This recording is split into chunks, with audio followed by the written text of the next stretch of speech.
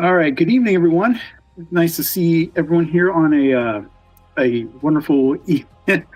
That's not a Thursday and on figure action.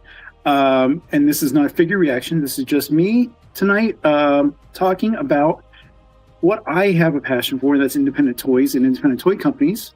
And tonight we're going to be talking about a line that I was first introduced to back in November at LegionsCon. And I met with the creator and CEO of the company, and we had a really good talk. And throughout the beginning of this year, through now, we've been kind of going back and forth on getting an opportunity to really sit down and have kind of like a figure reaction style interview. And that is tonight. So for those that do come out on the stream, thank you so much. As always, my friend McClowering, thank you for popping in tonight. I really appreciate it. And for those on the replay squad, thank you as well for watching. So, like I said, independent toy companies, I've been following them extensively between Kickstarters and other crowdfunding items, because I feel like the independent toy company and the brands that they're getting, there are no restraints. There's no nostalgia tying them down like we have with our mainstream toys. But this one tonight, it kind of helps bring to light a lot of stories that we have known throughout our lives and putting it into a new medium in regards to a toy line. And it's not one that we've seen a lot of in our adult collecting or anything like that. So without further ado, I do want to bring in the CEO of this toy line, and that is Mr. Jeffrey Lees. So welcome, Jeffrey. Thank you. Thanks for having me. Yeah, thank you for coming in. So how are you, first off? I'm doing good. I'm doing really good. We're Good. a few days away from Karvar Kon. We've got stuff moving down the pipeline, man. We're feeling good. We're feeling really good right now.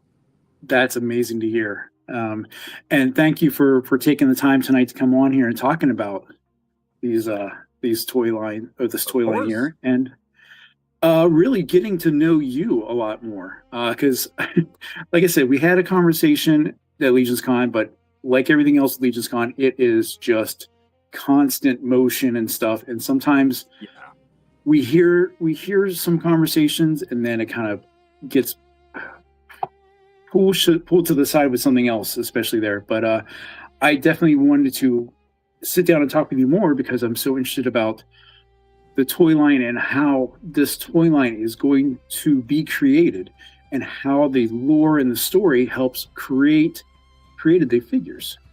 So, and of course, for those that are used to watching me here, I do have my Death by PowerPoint slide deck because I think it helps me and you, Jeff, hopefully to help keep everything kind of like straightforward for everyone. We're not bouncing between websites and screens and stuff. We'll have that information in the description. But let me just go ahead and bring that up for us. Hey, listen, this PowerPoint is awesome. Y'all are in for like this way. This looks really good. So. Well, thanks. Well, I do want to say hello to a couple people. The Titan, good friend of mine. Glad you are on tonight. Hinder Collector 41, nice to meet you. Roll Keeper, it's been a while, man.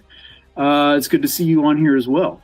So, Jeff, I guess we'll just kind of roll right into it here. But this is talking about the Chronicles of Elohim. Elohim. Thank you. I was gonna ask you about that backstage, and I totally blanked on it when I was getting things set back up. Yeah, as Chronicles of the Elohim. Elohim.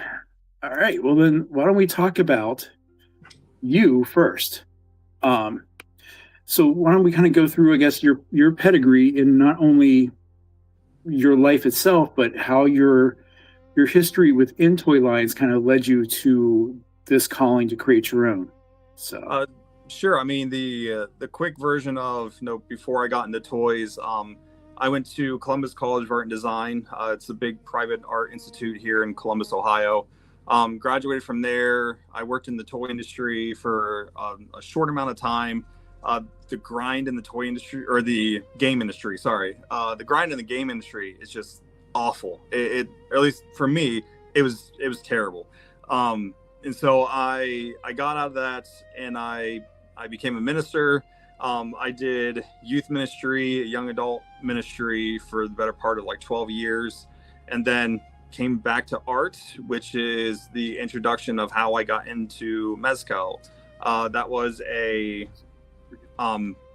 just kind of a happenstance. I knew a person that knew a person, and they got me in for an interview and then a skills test. And within a week, I had the job at the prototyping studio in Polaris, Ohio, working with Josh Sutton, which if anybody knows Josh, he's an amazing dude. So yeah, that's kind of my introduction into Mezco, or into like the toy industry in general. Was at Mezco, and I was there for 2.5 years. So yeah. So I do have a question. What does a prototyper do, especially for a high-end collectible company like Mezco?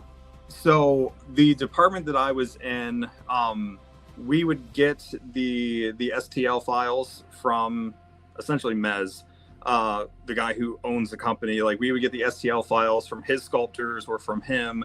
We would then print them off 3D printers. We ran Formlab printers. So as we would get the parts off the printers, what we were responsible for was doing all the paint, all the deco, making sure everything matched with any of the reference art that we were getting. So a lot of what we were doing in that department was just simply matching colors, making sure it looked good. We would send images off to Mez. He would approve, or more often than not, he's like, no, that's not quite right. Mez is a great dude. Like, I'm not gonna diss Mez. That dude he's incredible. He's an incredible visionary, first off. But like, we would get stuff from Mez, or we'd get feedback from Mez, and it's okay, we got to reiterate over, we got to do it again. And so it was a lot of back and forth. But like I said, what we were doing is doing the paint and the deco for the paint masters, and then we were also, at that point in time, we were cleaning the parts for the tooling samples as well. Okay. Is there a particular figure during your time there as a prototyper that you remember either fondly or I can't say the word. Infamously? That's the word. Thank you. So yes to both. So probably one of my favorite figures that I did 90% of this character were the Decapod gang. The ones that came in two, they're like the lobster looking dudes. Mm-hmm. So those are probably my absolute favorite figures to work on, because that was a period in time that Josh had stepped out, and he was on bereavements. Like, unfortunately, he had a family member pass away. And so myself and one other guy, we were kind of left to run the shop. And that's when the Decapod gang came through. So that was an actual, like, me painting that thing and having back and forth with Mez, and like talking directly with Mez and getting feedback. Those guys are probably hands down my favorite figures I did at Mezco. I absolutely love those things. Probably the ones that I hate the most, they are unfortunately also probably some of the most popular figures from Mezco, are the first line of the 112 Ninja Turtles. So like, I painted all of the turtles, and then another guy painted all the weapons, all the accessories. And then Josh and I went back and forth on the shells. And so there were 3 of us for like 2.5 months working on those things, and those things only. Like, the amount of times that we repainted those things, they turned out amazing, and I love those things. But at the same time, I'm like, oh, I don't ever want to paint a Ninja Turtle again. I don't want to do it. I was just, I guess, leading up to all this in your time, I mean, that's how did that relate in regards, like, did you become like a Mezco collector, or what do you kind of collect now that kind of leads into your joy of toys? Oh, so my joy of toys honestly started when I was a kid. Because I was one of those kids that, like, I would get the G.I. Joes, and then I would take them apart and put them back together with, like, other pieces. And, like, apparently, like, as I've gotten more involved in the toy industry, that's a normal thing. It's like, there were so many people that did that. But that's, like, my love of toys started when I was a kid. And then when I went to college, I didn't even know, like, getting into toys was a thing. And video games were so big. Like they were just like the Xbox, the first Xbox was like just released when dating myself here. But like Xbox was there, the PlayStation 2 and 3 were right there. So you had all these games and all these creatives jumping into that space. I'm like, dude, I want to do games. Like that's absolutely where I want to be. And didn't even think about toys being an actual like career path. Like that wasn't on the radar. But since working at Mezco, I've become more of a collector. I am very picky about the things that I collect though. So like I have gotten everything that I worked on at Mezco, I have now purchased. Okay. With the exception of one thing, and I'm waiting for the price on it to come down before I throw down for it. But everything that I worked on at Mezco, I have bought. That I have, it's in a glass case that's right back over here. But also I've become more of a fan of Four Horsemen. They're the Cosmic Legion side. So like I'm more of a sci-fi fan than I am like fantasy, knights, goblins. Like I enjoy it, but I definitely side more on like the sci-fi, more galactic cosmos kind of things. That piques my interest more. So like the Cosmic Legion line, I really, really like. I think those are some really cool toys. I'm also a huge fan of Evangelion, like the anime. So I've got a couple of the Rebel Tech, the metal Evangelions. I've got some of those. So yeah, like I'm just starting into my collecting phase, if you will. But okay. a lot of what I have right now are Mezco things. And that's just because like I took so much pride working at that place that I'm like, I have to get like everything that I touched, I want. I absolutely need to get it. Excellent. Well, I can definitely understand and appreciate the Mezco side of things. It was one of those I was kind of nervous about starting into, but then once I got a couple in my hands, especially, I mean, recently with Woodford and like the Rumble Society stuff, just hands down really awesome things. I couldn't get the decapods, but the decapods I had to go through eBay to get those. What was batty about those is that they were sold out in 2 hours. Like the pre-order went up and they were sold out in 2 hours. Like I didn't even get in on the pre-order.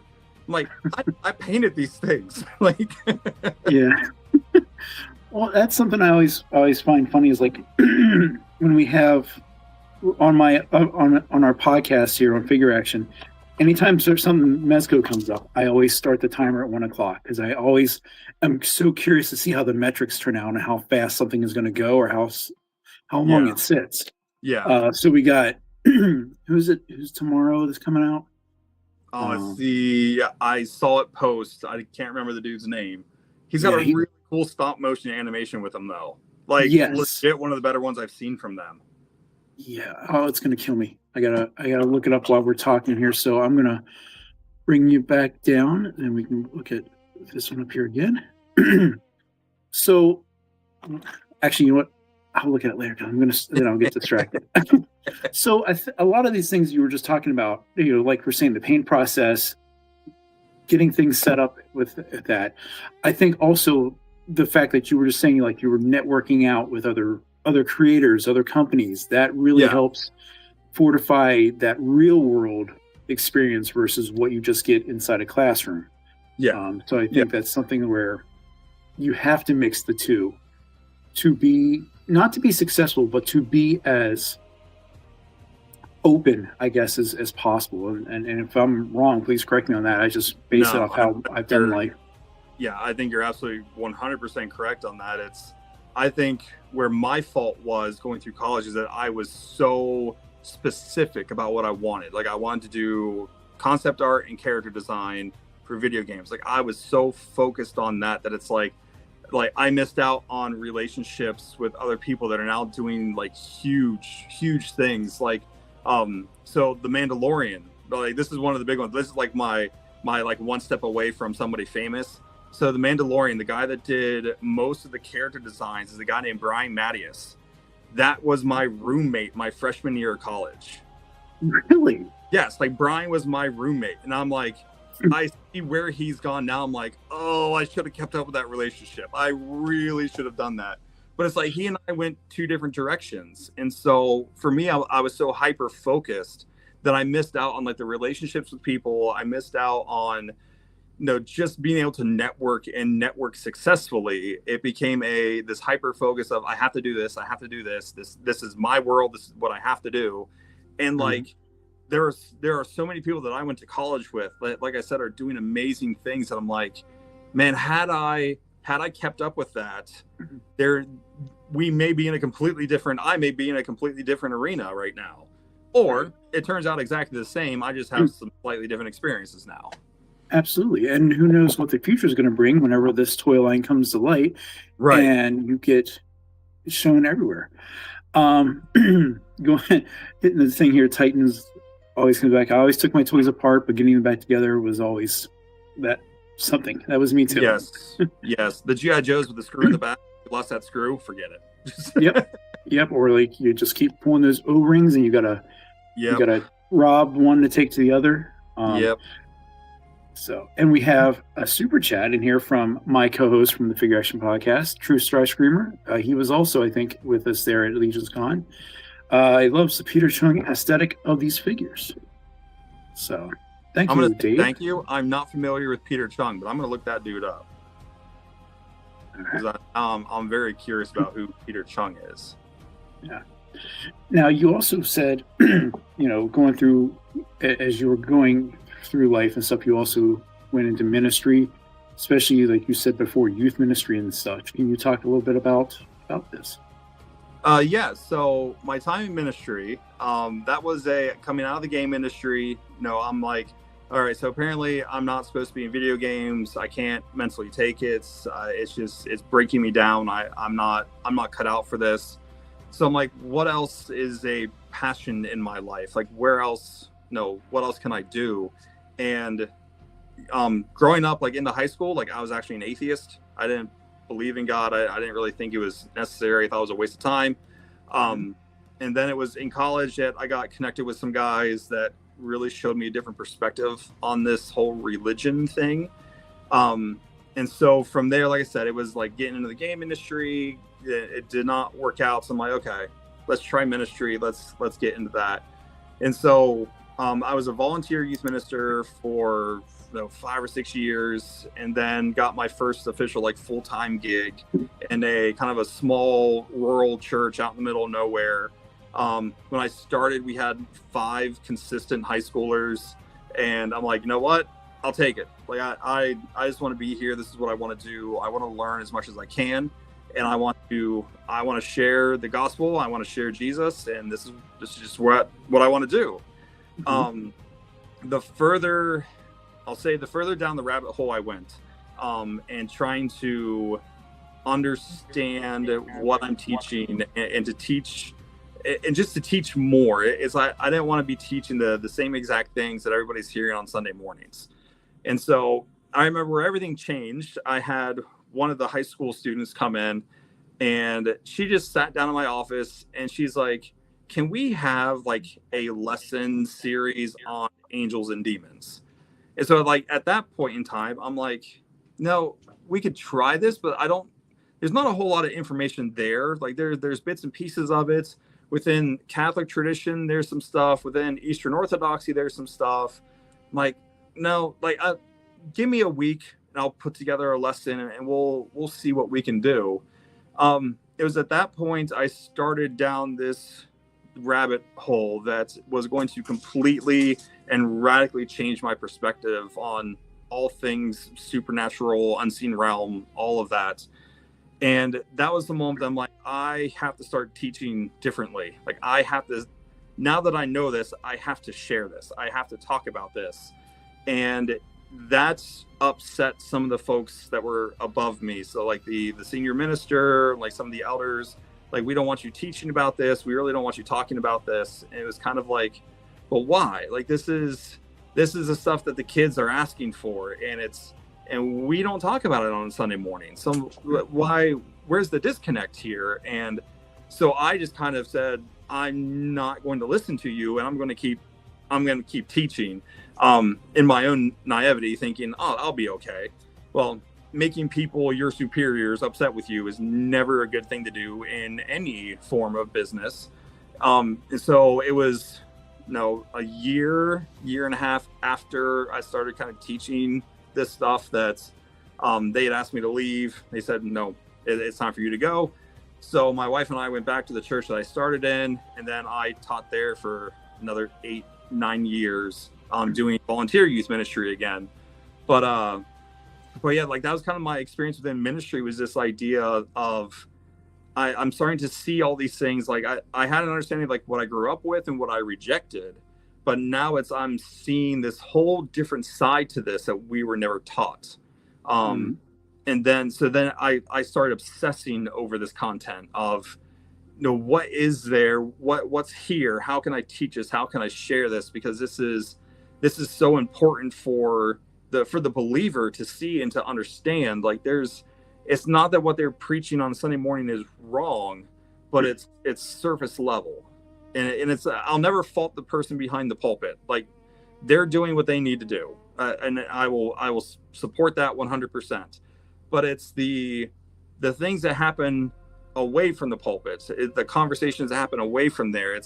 That's where we can go deeper. That's where we can get more of this content, this very rich content that like we simply don't know about. And if we don't know about it, we don't share it. We don't talk about it. And so that's, again, where a lot of this kind of started for me. Okay. And I guess that kind of leads into like the the last question I have on this slide here, is that actual moment where you were like using a different way of teaching the gospel, teaching about these figures that, we come every Sunday and hear a certain side about. Right. Was that actual moment when you were told to leave, when you were like, hey, I can do this. I have this experience. Let me try, creating this method for today's youth to understand God, religion, and the questions they might have that they don't get answered. So the step from video game to ministry to toys. So it's such an amazing path when you look back at it and understand it backwards, that it's each step that I went through is kind of a learning process. Like there were things that I learned in that space that carried me into the next. And so it was a leaving ministry. It was what do I do now? Like, how do I teach this? Am I supposed to stay in ministry? Am I supposed to get back into art? What am I supposed to do? Which then the pathway opened up for me to go to Mezco and work at Mezco. And while I was at Mezco, the things that I learned while I was there, it was so very important for me to learn those things. And then I was driving home from work, and it was like an hour and a half drive home because of traffic. And I remember listening to this podcast, and on the podcast, these two guys, these two ministry type folks are on there. And one of them is a graphic designer. The host of the podcast asked this guy, he said, how do you do art and share the gospel? Like, how did you get into that? And a line that he said just like blew me away. He said, where your passion meets a need, that's where you're intended to be. And you do that to the best of your ability. And I said, oh, okay. So passion, toys. I love what I'm doing at Mezco. I could do this for the rest of my life and be completely content in this. So then it's okay, if my passion is toys, where's the need? And so then it became okay, I'm going to go work for a Christian toy company. Like, it's not going to be Mezco standards, or it's not going to be like to that level, but maybe we can get it there. Like that's my mentality. And so I started looking for Christian toy companies to go work for, only to discover like 2 or 3 weeks into that search, there were none. There were absolutely none. And I said, okay, if this is my passion, and then clearly to me, like, there is a need in this space. There is a need for, Christian families don't have toys. Like, they don't have things that line up with their worldview. I think they've got like the little people things that are like for toddlers. Like, they've got things like that, but it's something on a bigger scale. There's nothing that fits in that space. Like, there are a couple of guys that are out there doing some stuff now, but it's still it's traditional in how they're doing it. Like the D13 guys, like, amazing guys. Chris, he's kind of heading that thing up, and it's a very Catholic viewpoint on it, which again, I'm not going to fault that, but it's something that we've seen before, seen in multiple ways, and it's like there's got to be another way to do this, and also to be able to work within that Christian mindset or that Christian worldview and make toys, but also make toys that are appealing to even the crowd that aren't the religious folk. It's like we've got to be able to find a way to blend, like we got to make these things look cool, but then we also got to be able to tell this story that is appealing to both the religious, the spiritual people, and also the non-spiritual types. Like how do we combine these two elements and fit both categories? Well said. I mean, that's it's something to take into account. Like you're saying, when you go in there and you only find a very, very small fraction of what can be done inside this world, in regards to toys and stuff, and finding something that is very traditional, something that is, I will say, it's made for market because it is going towards a specific type of individual who is looking for that traditional view, and you are taking that and kind of twisting it on its head, and also creating this whole new way of envisioning, religious belief, religious study, religious lore. That's kind of where we want to go into here, and defining what some of these terms are for those that aren't familiar with it, because I think that's important to help those that don't know the scripture, don't know the definitions. That's kind of where we want to lead into. So I'll start off here describing Elohim. So the Elohim, this is so a lot of where this content is coming from is going to be a Jewish, ancient Israelite, ancient Hebrew worldview. And so the word Elohim in Hebrew, it gets translated to the English word God or gods. And so that the word Elohim is just like the word deer. That is like, you don't have deers. You whether you have one or multiple, it's still the same word, deer. So Elohim is singular and also plural in its form. And so we have many uses, like over 2,000 references to the word Elohim within the Hebrew Bible. And when I say the Hebrew Bible, that's the ancient scriptures that we have, like the Old Testament, so coming from like the Dead Sea Scrolls and Second Temple Judaism and things of that nature is kind of where we're getting a lot of this content, at least where we're starting with the content. And so understanding that this word Elohim is used in a way of it's defining where one resides. And so it's not necessarily saying that there is and I'll get back to the word God or gods on this, but it denotes where one resides. And so it's the idea that an Elohim is simply one that resides in the unseen world or in the unseen realm. So where Christians and other religions as well have had an issue with this idea of using the word God, that G-O-D, is that when we say God, we automatically assume a certain set of attributes. We assume it's a creator, it's omniscient, it's omnipresent, it's all the things that we would list for the Christian God, for Yahweh, that we would say, well, all these things belong to him. There can be no other gods, again, assuming the attributes. But the ancient Jewish people wouldn't have seen it that way. In their context, they would have said that the word Elohim or God in their context is simply saying that this is one that resides in the unseen world. Yahweh resides in the unseen world. And so where there are many Elohim and Yahweh is an Elohim, there are no Elohim like Yahweh. He is species unique.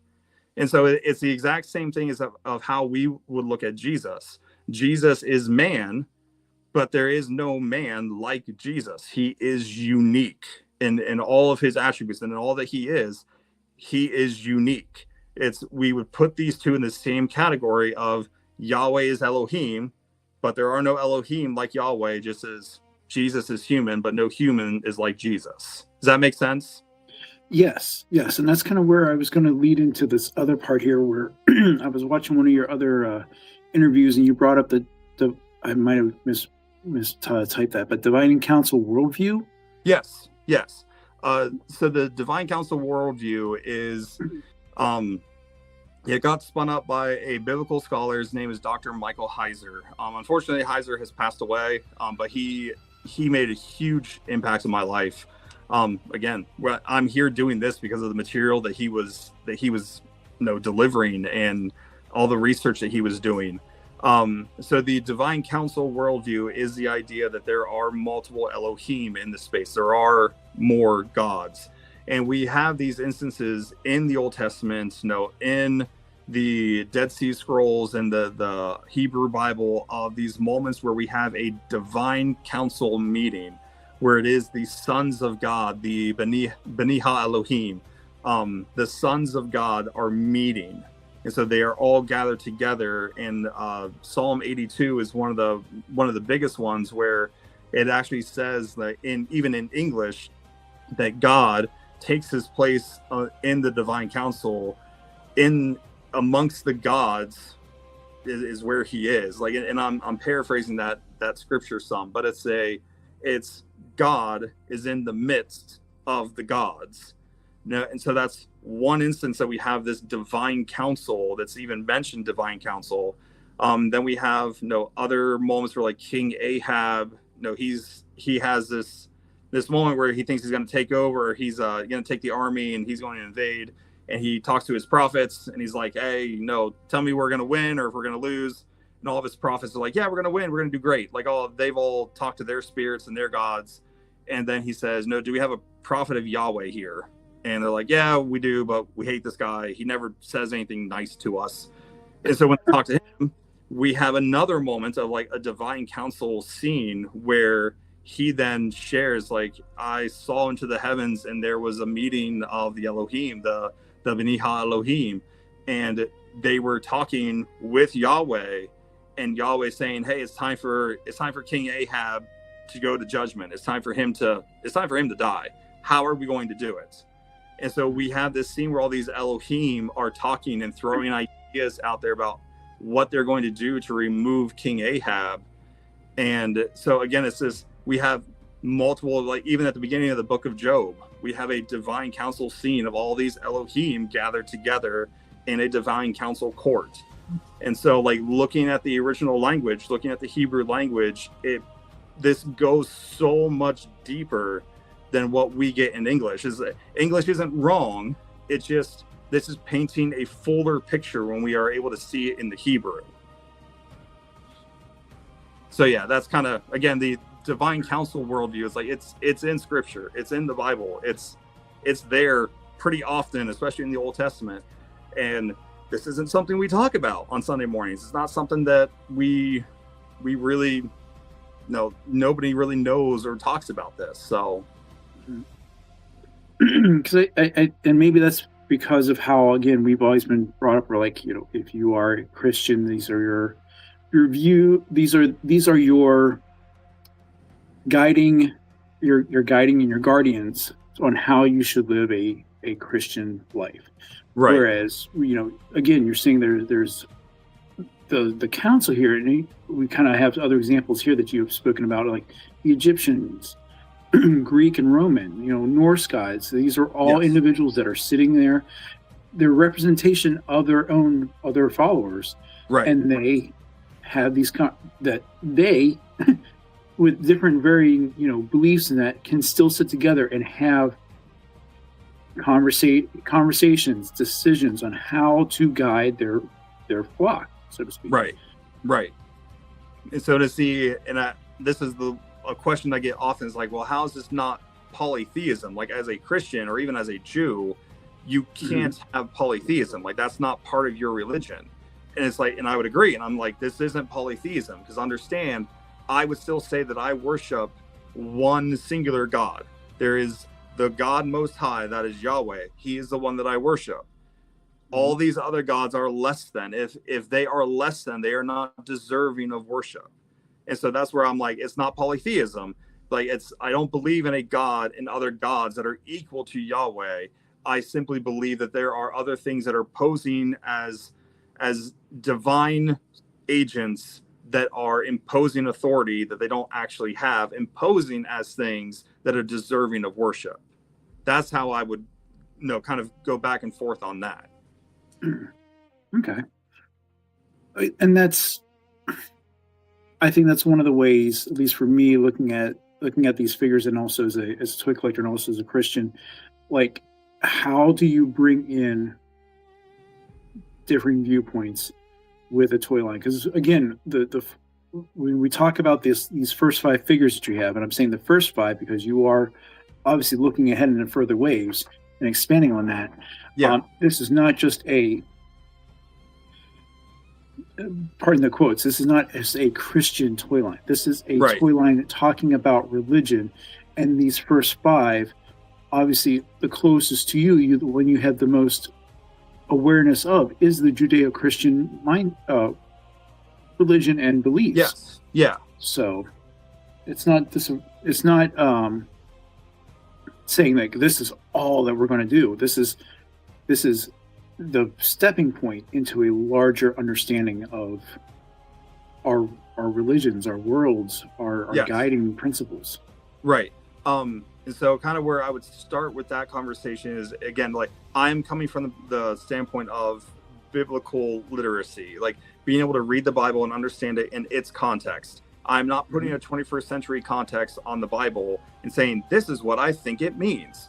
No, that's eisegesis. We don't want to do that. We need to do exegesis. We need to look at the scriptures and allow them to speak for themselves. And so to that point, when you have a story like the Tower of Babel, where it's, the people are coming together and Yahweh says, they are not doing what I've told them to do. So we're going to separate them out. And then we get the Deuteronomy 32, where it's the table, the table of nations. And it's talking about how Yahweh, when he divided up the nations at Babel, he put over them lesser Elohim to guide them back to him. So this is where we get the origin story for all these other major like pantheons and things that we see today, is we have these lesser Elohim put over the nations, and instead of doing what they're supposed to do, they then start taking worship on themselves. And we have moments in, like I said, Deuteronomy 32 and other scriptures that talk about how Yahweh is not happy with them for what they have done and the judgments they have done and the ruling over people when that's not what they're supposed to be doing.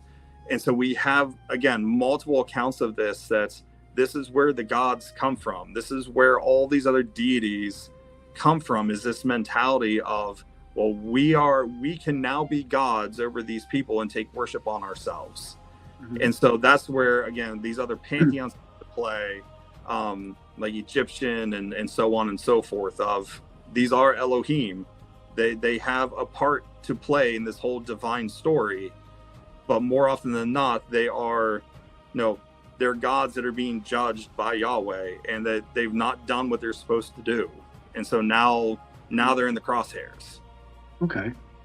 And that's kind of where I went with the paragraph here. Can one who's been given eternal life still be corrupted? And maybe corrupted might be the strong word on it, but I think the example you just said is like, these lesser Elohim went out, and instead of guiding their followers, they took it upon themselves, saying, if you follow me and what my view is, then we're okay. Right. And so the idea, and this is also something that we don't like to talk about in church, is that so these are the quintessential like angels and demons. And I will be honest, like, I don't like using those words anymore because they're not used correctly. If I can pump myself up about that. But it's when we talk about angels, we talk about the good guys, and what they were like at the beginning of creation, is that God created them with free will, just as he gave us free will. And so it's not that they are robots and can't say no to God, or can't have their own thoughts and feelings. Like, they are very much just like us. And so when we have Elohim that are able to make free will decisions, just like us, some of us use our free will to make absolutely terrible decisions.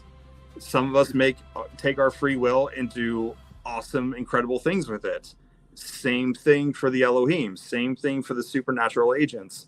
They use their free will to do really stupid things, or they do things to help and to minister and to further Yahweh's kingdom here.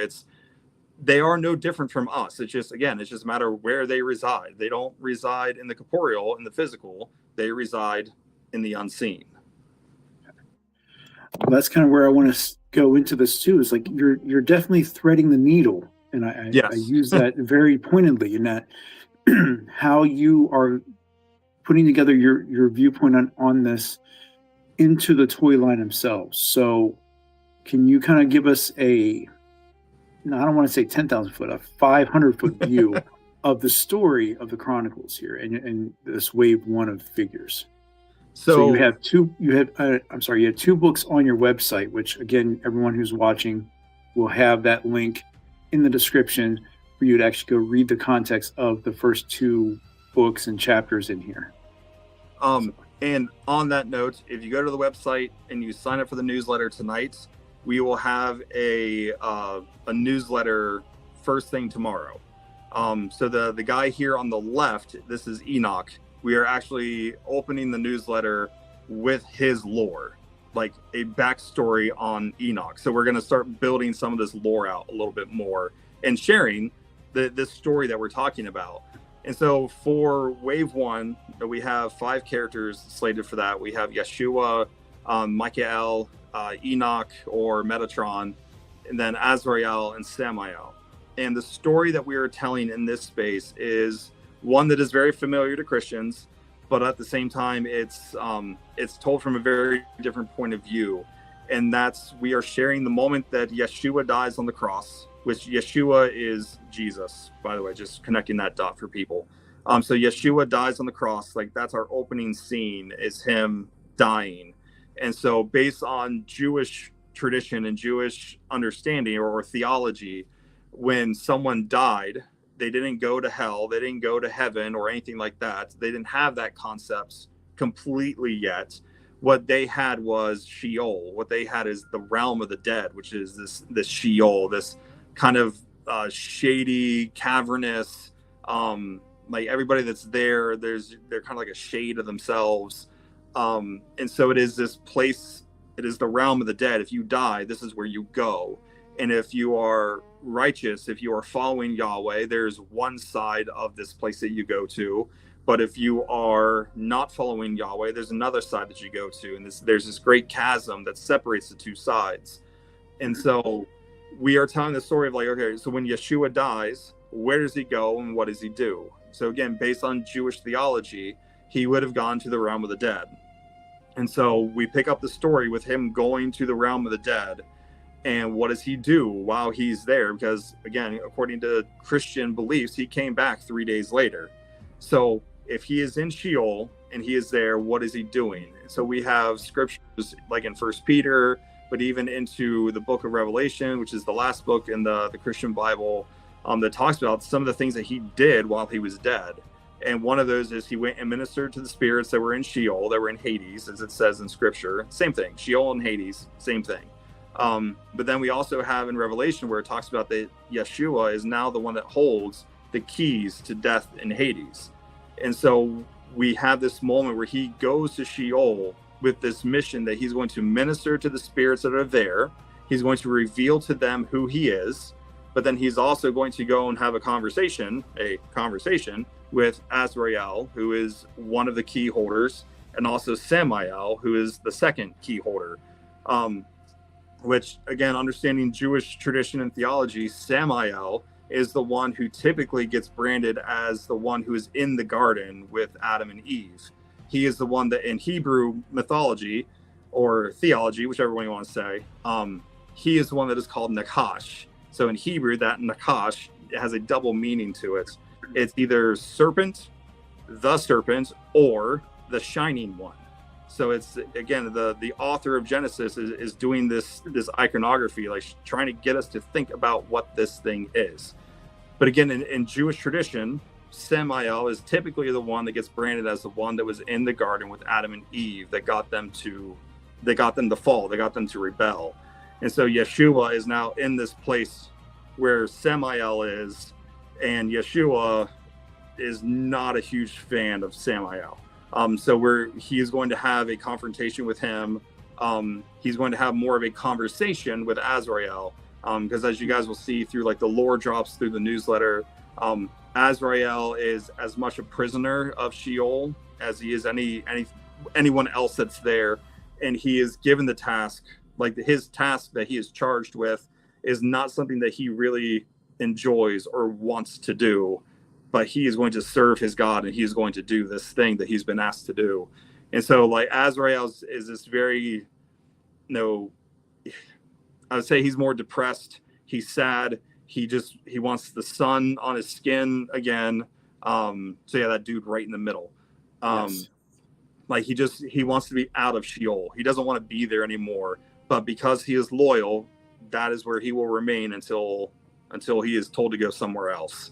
And so Yeshua is going to have a conversation with him, and then he's going to have a conversation with Samael as well. And Samael he's very cocky. He runs his mouth, and he thinks he should be held to such high standards or higher standards than Yeshua or the creator himself, that he should be the one that is worshiped and praised, and he should be seen as equal to Yahweh and not lesser than.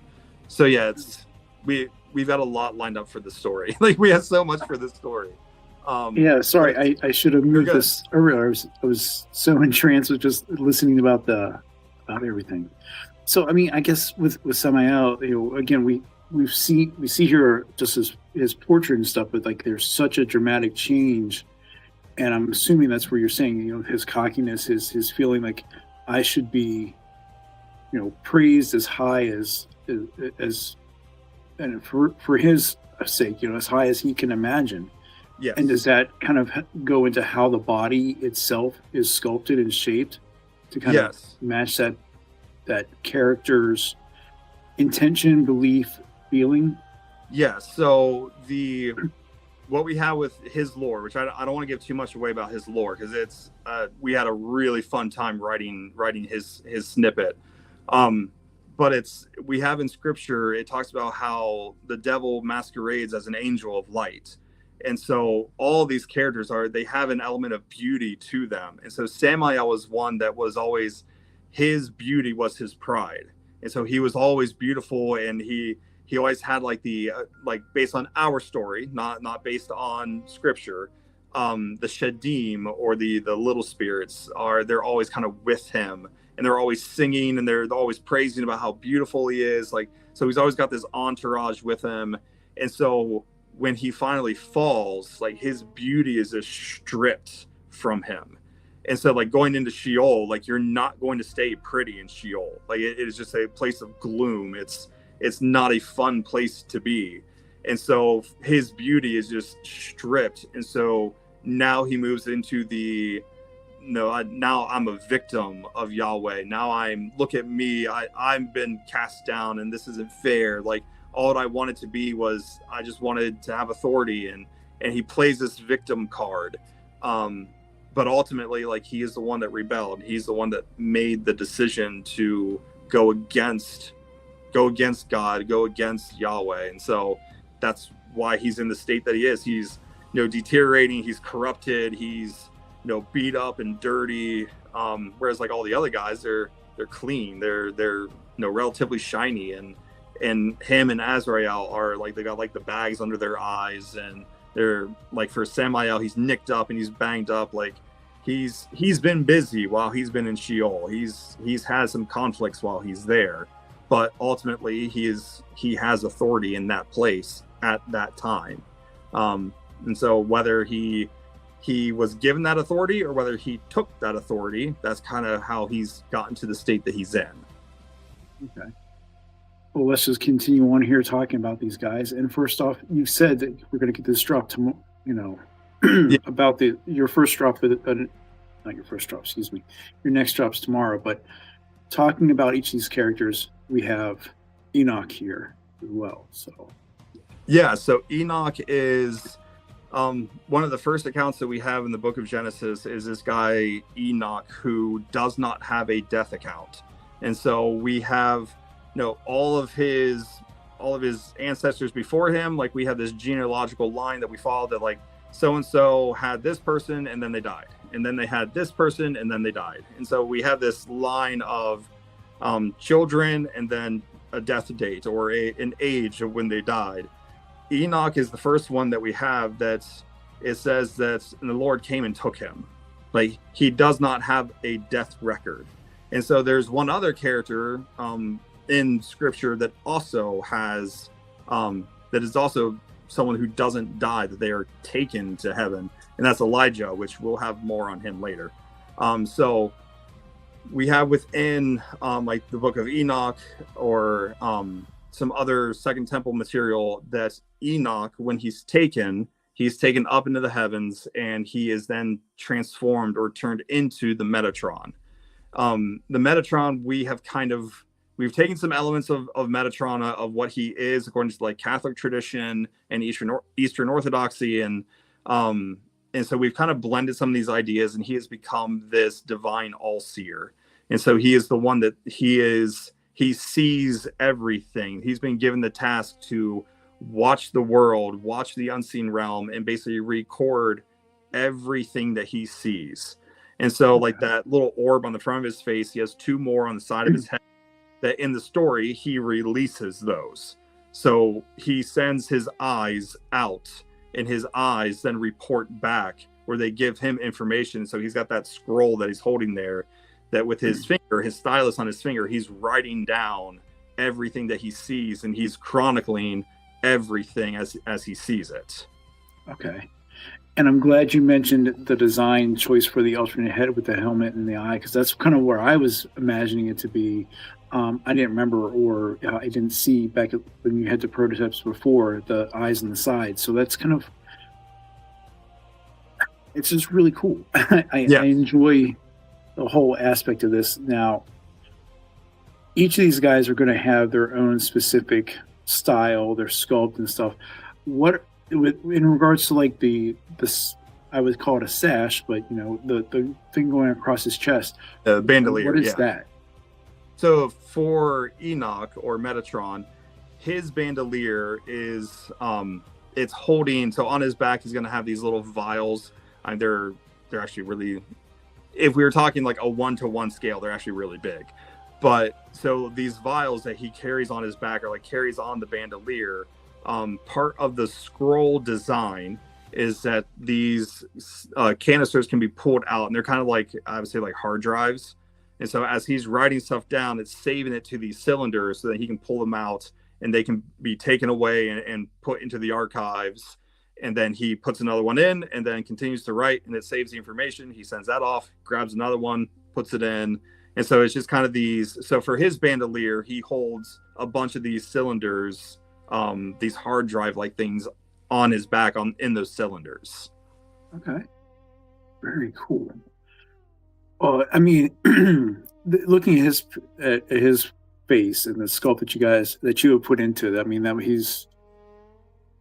obviously the wisdom is just showing there. And I think that also kind of goes back into your skill set as a painter in that, because the emotion and the depth that you can just see on the prototype here, like I said, not even seeing his name, and now I'm like, okay, well, he's someone of importance, maybe an advisor or a guide. I mean, that's a compliment, hopefully, for your vision on this. Yes, I absolutely take that as a compliment.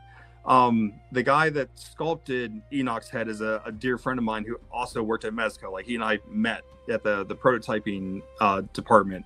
Okay. His name is Kevin Krisnar. Like, guy's incredible.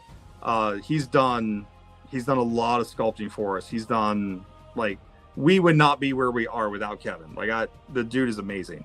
So yeah, Kevin is the one that did the head sculpt on Enoch.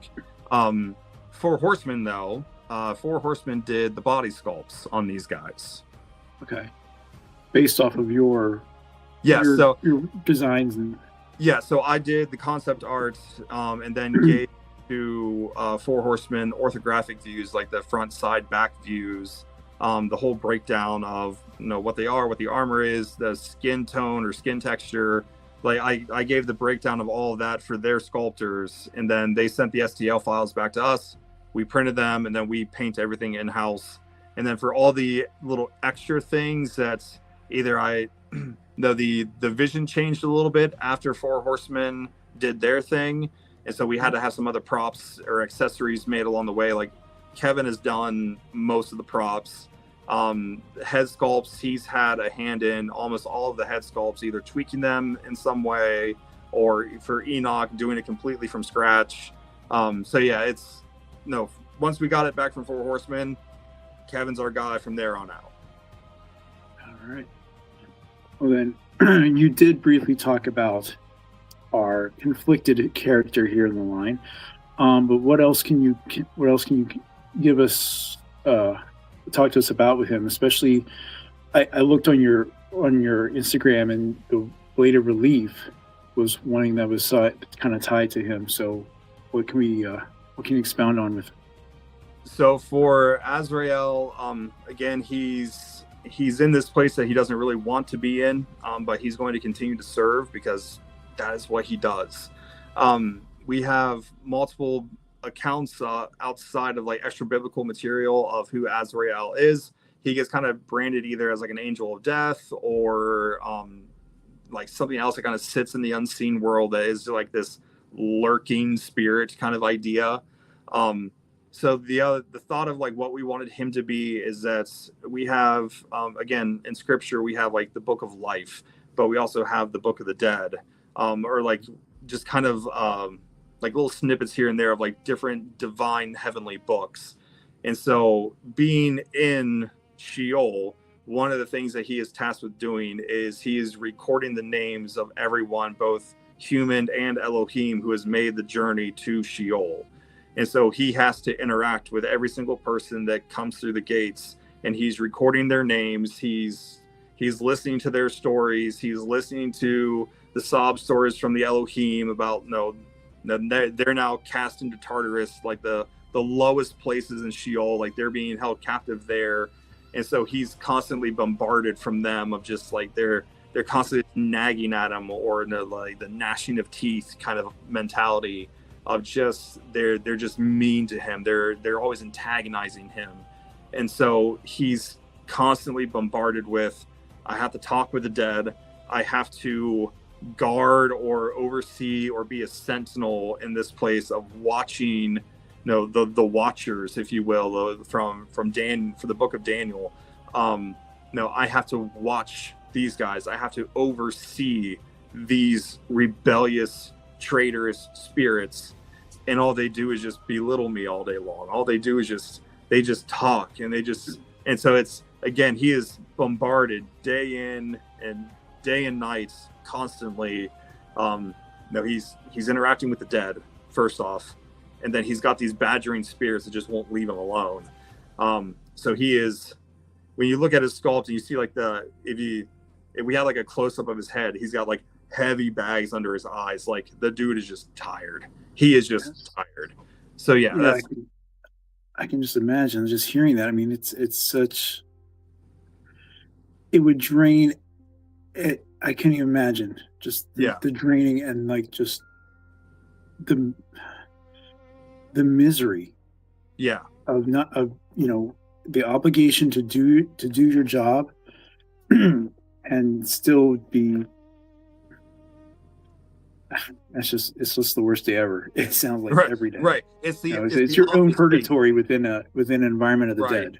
Yeah. So it's like the Office Space mentality of like every day I come to work, it's the worst day of my life. So that's kind of the perpetual world that he's in. Okay. So what does the obviously with the prototype there, the full body, and then we have the render here of the Blade of Relief. What does that? Can you tell us about that, or is that something that we're going to hear more about further on? So there isn't a whole lot when it comes to like their most of their weapons. I'll say most of the weapons.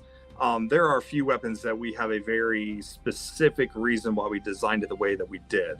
For this guy, this is very much the Grim Reaper kind of a thing. But again, like I'm a traditionalist, and so I don't want him to have a sickle. I don't want him to have like a big scythe or something like that. But I do want him to have something that plays to that, but it's still something different. It's something unique or something that we don't see very often associated with toys. And so we have this type of scythe, axe, spear type of weapon that he uses it as his harvesting tool. So if people get out of line, he uses it. And so it's it's kind of a scythe, but not really. It's a spear. And so it's, again, I just want to do something different in that space and not give him the typical thing like a Grim Reaper type character would have. I totally understand. Because I look at it and I'm like, trying to decipher in my head, the description here of it, the relief and stuff. But how you describe it now is just, it's not a calling weapon, but like you said, it's to help reign and control, or at least manage. And I can see that more now. And so, like, even looking at the size of it, like, it's an intimidating weapon just based on its size alone. So it's a big two-handed weapon. You don't really want Azra'el to finally say, okay, we're done, and then he two-hands that thing, and now we're off to the races. Like, it's Azra'el himself is an intimidating character, albeit he is, he's more or less defeated. He's depressed, but that just kind of feeds more into the side of like, don't push this dude's buttons. Like, what else does he have to lose? Like, don't push this guy. Okay. Well, we'll move on to the next one here, but I do want to say to everyone who's watching the chat, if you do have questions for Jeff, please put them in the chat. I'm watching it as well, and we'll bring them up here and get your answers. And I love questions. For all of you watching, I love questions. Like, if y'all ever meet me, just come talk to me. Like, I love meeting new people. I absolutely love it. All right, for our next figure, what can you tell us about? All right, so Michael or Mikha'el.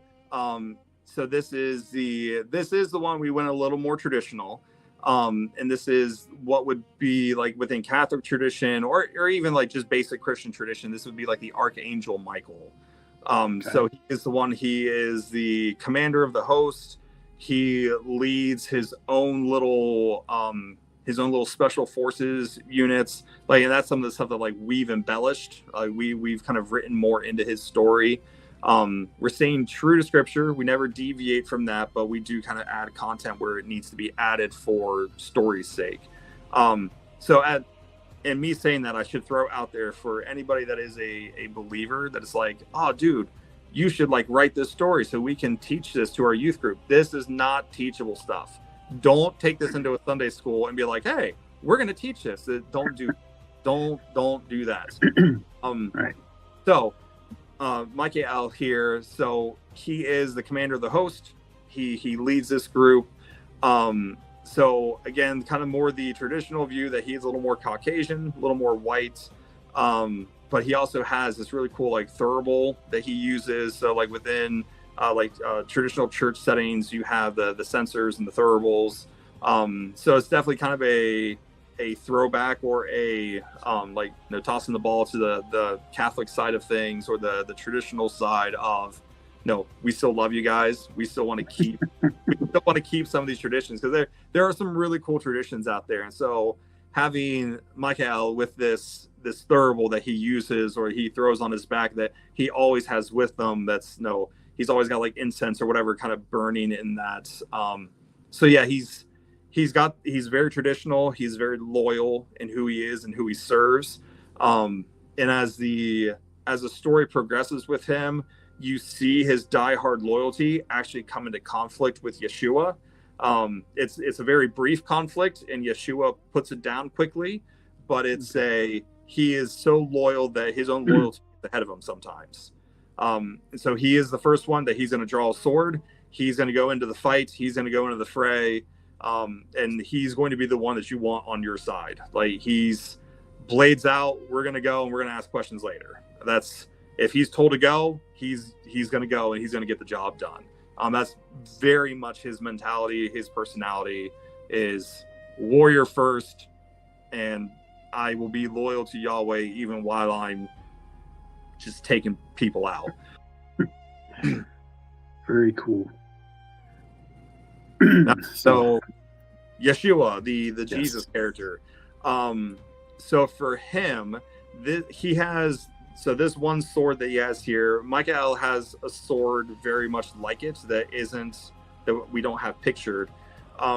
So these blades are called divine light, and we have in scripture, in the Bible, we have a word that is used, and so the example that I'll give, so when Adam and Eve are cast out of the garden, we have a divine agent that is placed by the gate of the garden, that is a cherubim, or one of the cherubim, that he has, as the English says, he has a sword that is burning, or a fiery sword. When we look at the Hebrew context, when we look at the Hebrew wording for this, it's not so much that the sword is on fire, but the blade or the sword is emitting light as if it were on fire. And so we take this idea of something that is emitting light, that's not on fire, but it's something that emits light. And that's what we've turned some of these swords into, are these, so you have your grip or your hilt, and Yeshua can put that on his back. But then when he pulls that out and he ignites it, it's kind of like this big lightsaber kind of a thing, but Okay. so much cooler looking in my opinion. We have these divine light weapons that's like, they're light. They're like, if you're a fan of Halo, you have the idea of like hard light weapons. So like the energy sword, or some of the swords that the knights use and in later Halo games, they are solid, but they're light. So that's kind of the idea that we're getting with Yeshua's divider blade here. And like I said, Mikha'el has one as well. The grip on his, or the handle, is a little bit shorter. So it's still like a two-handed sword, but instead of being like out here, he's more gripping it here. Okay. So then he also has the bandolier that you see here. On his bandolier actually plays a much bigger part into the story, because as he ventures into Sheol and he takes the keys from Azra'el and Samael, he's got to have a place to put the keys. So if he's still going to be, whipping a sword around, he's got to be able to put the keys somewhere on his person. And so you can see in the middle image here that he has these little weapon rings that are attached to the bandolier, that the keys will actually very easily like slide into this little ring, and he can carry those in that bandolier. Excellent. I love the sculpt on his head as well, especially the middle portrait there. Yeah. It's just the thoughtfulness, the emotion that you were able to capture in that, not only just with the sculpt, but with the paint itself, just the design. I keep looking at you while I'm listening, but my eye keeps going back to that face. Yeah. And just the angle of it. I mean, it's definitely harking back to traditional views of how Jesus looks. Yeah. And our depiction of how him. And Classic played him. What was the original name? Absolutely. Like the original name, respect. Let's go with Yeshua. Yes. And the constant incense. Nice. Yeah. So, but we've had, champions here. I'll say champions of light. We have the gentleman in the middle who's getting it from both sides, I would say. Yeah. But then we end up with our last figure for this line, and is the antagonist, of course, and Samael. Yep. And we kind of talked about him already here, but the weapons choices here in the design of it's Marsh. I mean, like you said, he starts feeling more for himself, and then, as you mentioned before in the story with Genesis with Adam and Eve, about rebellion and going against gods. So like his weapon is one that, man, I spent a very long time on trying to figure out what kind of weapon to give him. I did start off with like a trident type of thing. I'm like, oh yeah, the devil type of thing with the pitchfork. I'm like, this is too cliche. I can't do that. Like that just hurts trying to do that. And I'm like, what kind of a weapon do we give this guy? And it started off like kind of like a big, like two-handed katana, like a Nodachi or something. And I'm like, we already have like all of these characters have big, like two-handed weapons. I'm like, let's try to like break this down. Like, let's give him like a dual wielding something. I'm like, okay, so let's take this idea like the Odachi, the big two-handed katana. So what would happen, let's say, if he had this, if he is beauty, if Samael started off as beautiful, then his weapon too would have been beautiful. He would have taken pride in that weapon and keeping it clean and shiny and just like the awe-inspiring piece that it would be. What happens if that thing in his rebellion is also shattered and broken? And so then again, in his pride, he's still not going to let go of that thing that he put so much effort into. And so then in his fall, he then picks up his broken sword in two pieces, and he's still going to use them as just another level of defiance of just, I'm still not broken. I am still here. And so, yeah, so he's got these two weapons that he uses now that's instead of one long curved weapon, it's just these two dagger-like weapons. So more like assassin, stealthy, stabby instead of slicey. Yeah, I mean, I'm looking at this, and again, looking at the two weapons. One image that did pop in my head, since we mentioned lightsabers earlier here, was this looks like, is it Ventress, the female Jedi from like Clone Wars? Just the whole idea, like the dual weapons and the very pale skin and such. But also on your social media, you say you had to he was the one that got a lot of redesign. Yes, from the original concept.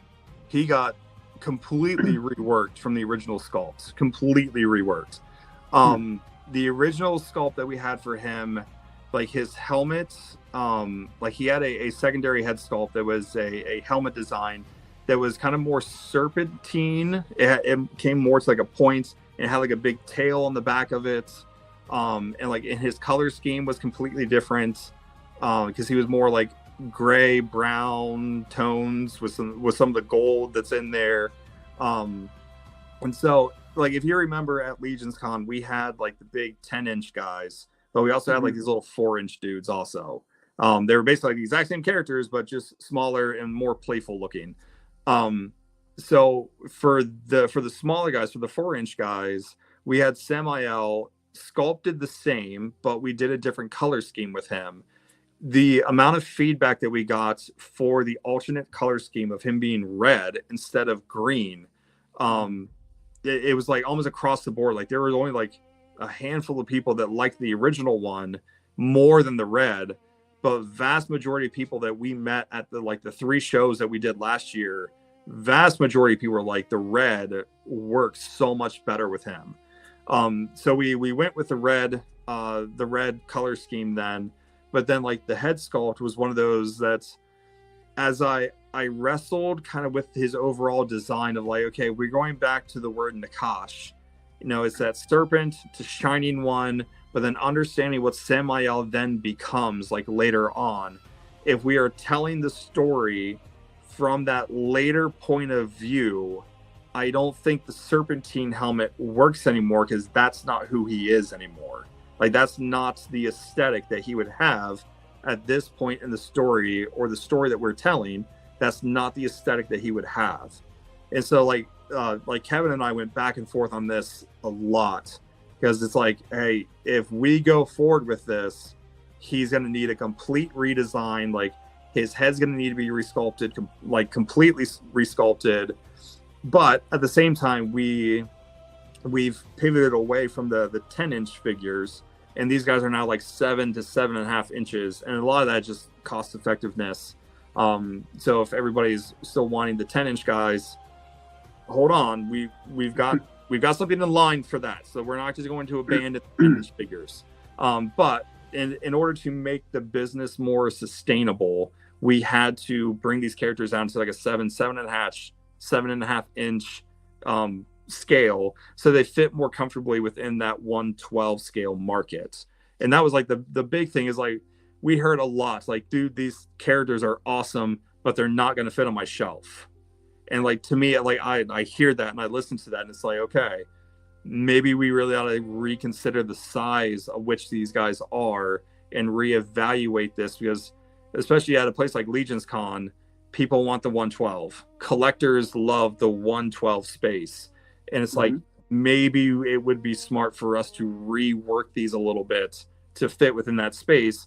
So we're reworking the bodies anyways. Let's rework Samael so that he fits a little bit better with the story that we're telling. And that makes sense. And that's kind of where I want to go into this next part in the title. Where do these toys fit? And your comment right there about the feedback you received, not only just about coloring, but also scale and size. That's going to be, I think, and you've already kind of talked about it, where like some collectors are going to come back and say, well, these are cool looking, but how can I put these into my collection? How can I do this? You know, and I think you kind of come up with some really interesting responses to something like that. I put some semblance of a balance sheet on where we're looking at here. So again, the aesthetics of your line here, you're definitely pulling into, like I said, a biblical and what you kind of call biblical mythical, mixture. The biblical mythology or Christian Middle Earth is one that we use often. Is we're going to be in Christian Middle Earth for a while. And then we have, like, again, hardcore hobbyists and such that are hitting that nostalgia button a lot, whether it's Hasbro or other indie companies in the 112 scale action figure line. I put Valaverse on there just because that's one of my collections that I am very heavily engaged with. But then we also kind of lean into that other side with the fantasy aspect, and I put Harbinger Studios up here because Savage Crucible, in my opinion, this year have been the bells of the ball. They've been knocking out of the park with everything they've produced and shown. They've been killing. Like, I've loved watching all their stuff come through Instagram. They've been doing amazing work. Dude, I was watching their Friday stream from Joe Fest. Yeah. And that line for the hour and 15 minutes, it reminded me of LegionsCon with people going into the armory. It just never stopped. Yeah, that's awesome. But in your view, how does Kaleo Legends go into any of these other modern toy lines, or do they not? Are they strictly one of those things like, we are using these as a new branch in the collecting world, so to speak? So start looking at our branch and see how you can bring them in by learning more about these figures and the storyline that we are giving you. Yeah. So kind of where I sit on that is that I would see this being more of like its own storyline, its own characters. And so that's kind of our entry point, is that we're doing something unique that's nobody else is really doing yet. And so that's taking that religious side of it, that spiritual side of it, and writing the story and developing these characters based on that. So I mean, like, where they fit with everybody else, like they're within scale. And so like even with Tied Around Stairs, so their characters are slightly bigger. They're like the 7-inch too, I think. Yes. So like even theirs is a little bit bigger, but like they kind of fit that fantasy realm, that fantasy trope kind of. Like they're pirates. Like everybody loves pirates. Right. So it's the same idea. Like everybody loves angels, like the imagery of angels or like demons. Like everybody loves the visuals of that. And so we're still playing in that space. And so like our characters, our figures they're still in that same scale. They'll fit beautifully next to your Mythic Legions guys. Like it's the same size. And it's sculpted by 4 horsemen. So there's still some stylization there that even they've done that mixes well with the Mythic Legions guys. And so, no, it's one of those, if these guys are sitting on a shelf next to like the Valaverse figures or the Savage Crucible figures, like there's going to be a different aesthetic, yes, but at the same time, it's like they're action figures, they're collectibles, and so you have Kaleo Legends, your Valaverse, your Mythic Legions, your Mezco stuff. Like you have all these different things already that have their different stories and different lore and whatever. This is just another one of those things it's outside of all these things. It is different from all this, but it carries its own weight. It carries its own story, and it can hold its own along. Again, in my opinion, I may be wrong about this. People are free to check me on this, but like story wise, I think ours can keep up with the best of them. And I think even concept wise and the execution of how these things look, I think they stack up with the rest of them as well. Like I take a lot of pride in how these things look. I worked for Mezco. There's a standard that you have to have working at Mezco, and that standard has carried over into what we're doing with the Elohim characters. And so I think they are unique. They are in their own category, but they will still look really cool next to all these other collectible pieces that you have. I don't have any doubts about that. Okay. Sorry, I was trying to decipher what the one commenter was saying here. We have no control over what other live streams are going on, and they're just talking points. We're just basically folks here. Okay. And to me, like looking at this and how I would collect and how I put my stories together, like there is nothing that would stop me from like saying, say you're engaging in something between your figures, and all of a sudden this beam of light, comes down, and here is, I'm trying to verbalize here. I'm picturing it more in my head, but like the light that comes across and stops the conflict, and it just kind of brings everyone back together. Kind of the whole idea of there are other ways of stopping conflict, or taking the blinders off of someone and letting them see what's going on in the world. Yeah. So definitely we're looking at, while they are unique, they will still, I think for most collectors who are creative enough, they will definitely be able to incorporate this line into their existing collections, or this is a new starting point. Again, this is not just the fact that it's a toy line. As you said to yourself, this is a way of providing an educational viewpoint that is different from what is traditionally given. Right. And it's not just, again, someone saying like this is not just Christian beliefs. This is, while this is seated in the whole idea of understanding, again, with the figures here, a Judeo-Christian view, you're not excluding these other religions, other Elohim into the line. So I mean, we start in here, but this is not just one static story. I just want to say there's going to be many branches that you guys have already planned. That incorporates many different type of Elohim into this world. Yeah, and so like a point that I bring up, like if somebody is nervous or they don't like, it's Christian, I don't want to be a part of that or anything like that. That is, I get that. I understand that, because again, like growing up, like I was an atheist for a little while. Like I understand this nervousness or this, and I don't know, like this negativity toward Christianity and religion. I get that. I understand that. But where I'm from it, from my standpoint, from my point of view, we are telling a story that is rooted, like you said, rooted in Judeo-Christian, rooted in ancient Hebrew and Israelite and Jewish traditions and theology. We're also, like you said, doing other theologies. We're doing other things and bring them under this biblical umbrella. And the kind of the reference that I give a lot on this is that if you understand Lord of the Rings, if you understand books like Narnia, both of those authors were diehard Christians. Like J.R.R. Tolkien, dude was a diehard Christian. In most of the Lord of the Rings well, not most, but like all of the Lord of the Rings has a biblical worldview wrapped around it. Like his Christology, like his image and vision of Christ throughout Lord of the Rings, like that is the return of the King, and that is the second coming of Jesus. There's so much wrapped up in that, and so even in Narnia, so it's for those two types of books, it's like 80% fantasy with a 20% like religious Christology theology wrapped into it, whereas we just want to flip that.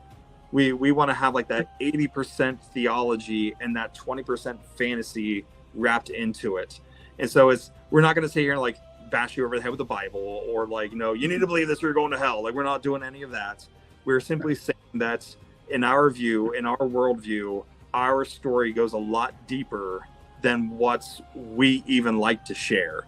And so I'm sharing the deeper side of our story of you can say the Christian mythology, if you will. Like, we're going deeper into this and we're going to explore the realm of the gods. Like, what do the gods mean to Christians?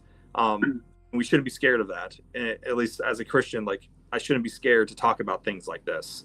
And so for people that are like nervous about it, or like, well, I don't really like the whole religious side of it.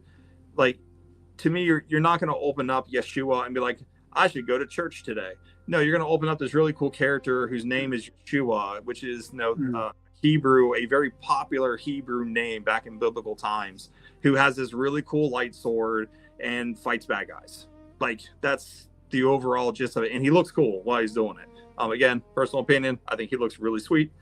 But again, we're not bashing you with religion. We're just sharing the story of how deep the Bible actually goes. Okay. And I wonder if some of the hesitancy is not the fact of religion itself, but just today's society and how everything is kind of in conflict and in flux. And, sometimes it's a easy way to say, oh, well, this is bad because of this. And, oh, you're, because of religion and stuff. That's why the world is the way it is today. And that's why people aren't following this stuff, or you're being told, or as you just mentioned, you have to follow it this way if you're going to be a good Christian and such. And sometimes that I'm sure you've seen it yourself, sometimes that turns people off. And that's where I think your toys and your story, like you were just mentioning, is trying to come at it at a different angle than what they would expect. Right.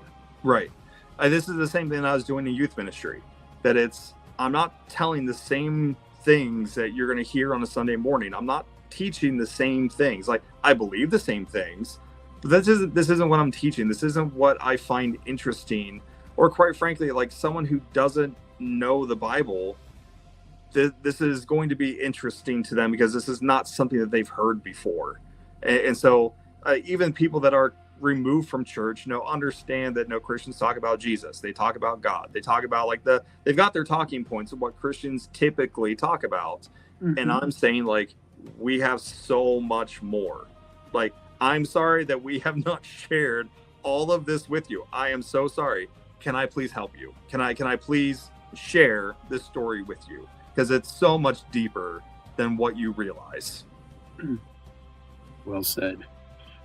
Well, that's kind of where we want to go into this next segment. We've talked about the figures. We've talked about the lore and everything else, but now let's talk about how we can get them into people's collections and in their hands.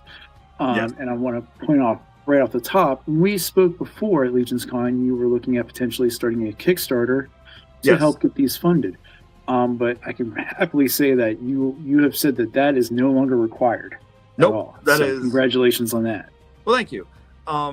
So where we are, we want to do a Kickstarter, and every time we would go to launch a Kickstarter, something would come up that we couldn't launch. We're like I'm so tired of telling people we're going to launch a Kickstarter next month or in 2 months, and then it just doesn't happen.